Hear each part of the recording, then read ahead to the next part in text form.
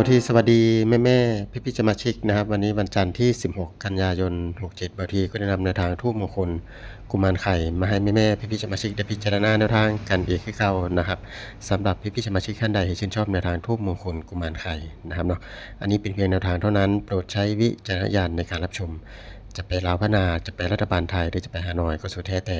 ก็ขอให้มีโชคกับในทางทูปมงคลกุมารไข่ในวันนี้ด้วยนะครับผมเนาะสาธุ